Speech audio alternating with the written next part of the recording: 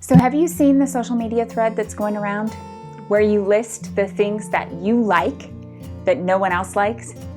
Or in reverse, you list the things you don't like that everyone else does like? Does anybody else have a preference that makes them feel kind of all alone? Even before this pandemic forced all of us into isolation, there were probably some things that happened at times in your life that made you feel alone. Maybe your family moved, or you had a breakup with a friend group or with a boyfriend or a girlfriend.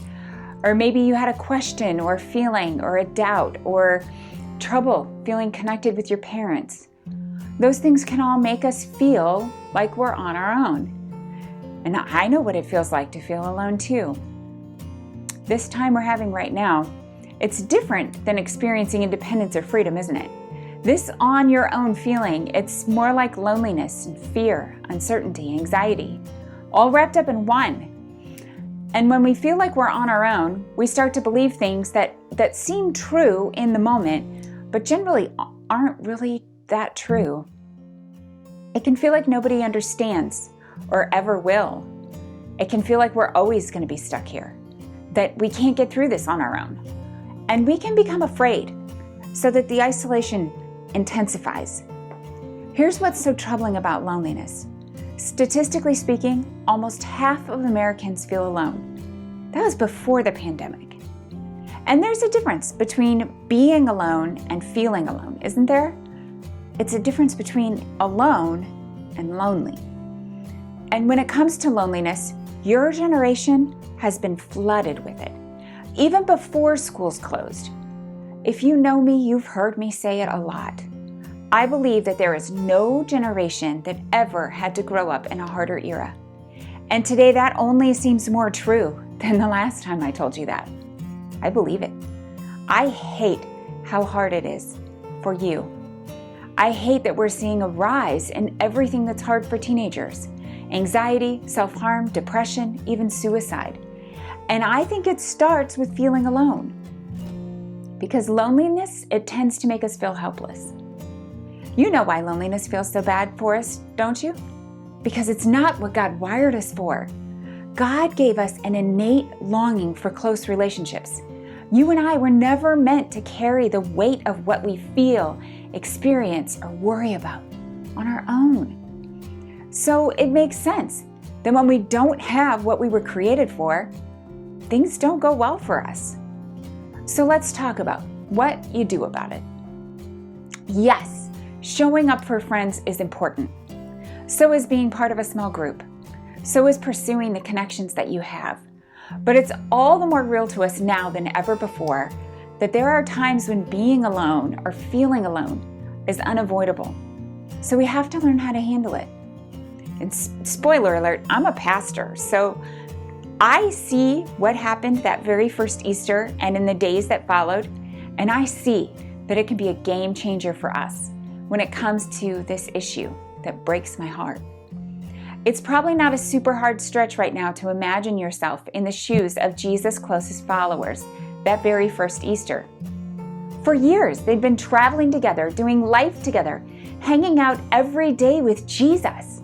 Suddenly, Jesus has been crucified and his people are completely on their own for 3 dark days. While we don't spend a lot of time at Easter thinking about the time between Jesus' crucifixion and his resurrection, I can guarantee you that his closest friends, the disciples and the followers, they probably never forgot how alone they felt. They had walked away from jobs and family and finances and safety to follow Jesus. And then he died. Just like that, everything changed. Some of them stuck together, but a lot of them ran for their lives or hid from the people who had killed Jesus. They had no clue what was about to happen next. We know how the story ends, but at that time, they didn't. So imagine their surprise and their relief to see Jesus alive again. That is, until Jesus left again. Do you remember that that's how this went? Jesus died, came back to life, and then left again. What's interesting is that this time it was completely different. And here's how I know. Because according to Luke, who wrote both a gospel and Acts, when Jesus left the second time, his followers didn't feel so alone. In fact, this is crazy. It was after Jesus left a second time that Christianity really took off and began to change human history forever. We find a clue to why that is in John's gospel. When Jesus was trying to tell his disciples what was going to happen and they weren't getting it, Jesus said something that had to be totally confusing to them. He said, "But in fact, it is best for you that I go away, because if I don't, the advocate won't come. If I go away, then I will send him to join you." That's from John 16:7. Jesus said that in order for the advocate to come, he had to go. The term advocate, it usually refers to someone who helps or comforts or defends others. And that same is true here. The advocate Jesus is referring to is what we call the Holy Spirit. It's basically the Spirit of Jesus among us, even though he's not physically present. Jesus promised that if he left, it would be better for us because the Holy Spirit would be here. Once the Holy Spirit arrived, the power and Spirit of Jesus could be everywhere, not just in Jesus. And so, right before Jesus leaves for the second time, Luke in the Acts story says he reminded his disciples of what he told them before.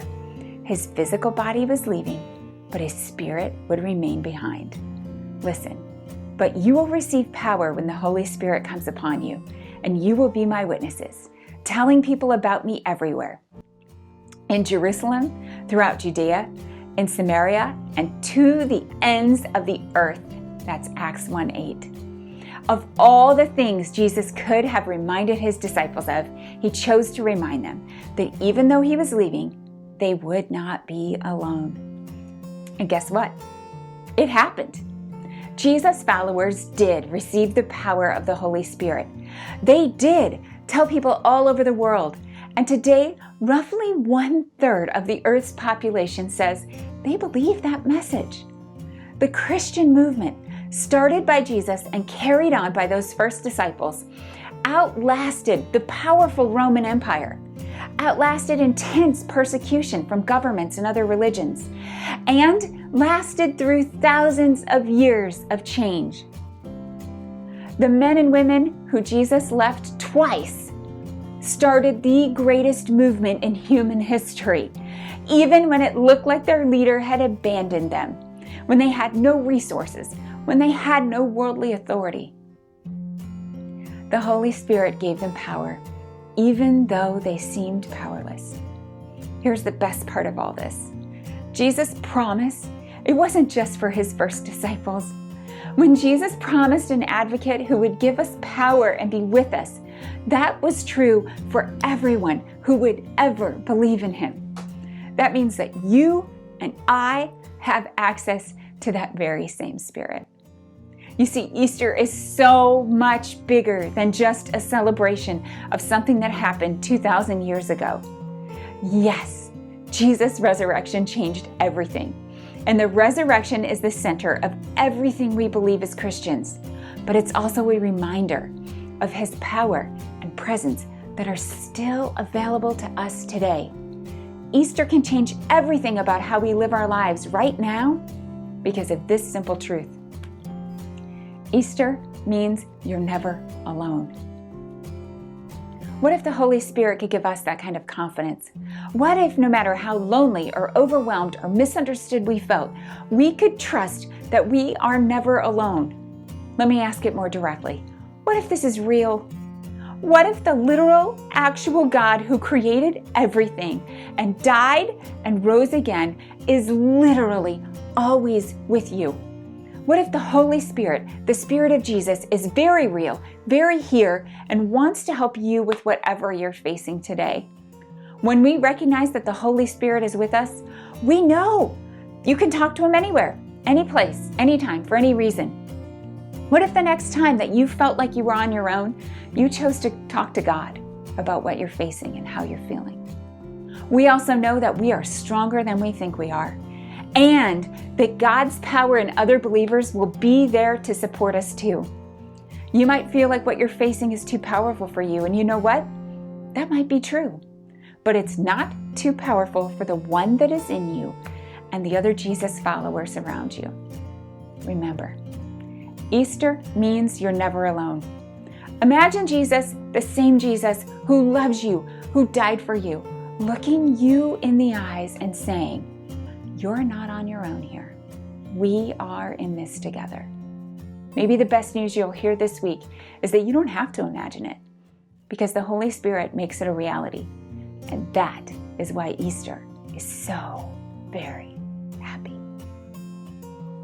I look forward to seeing you at our Zoom tonight.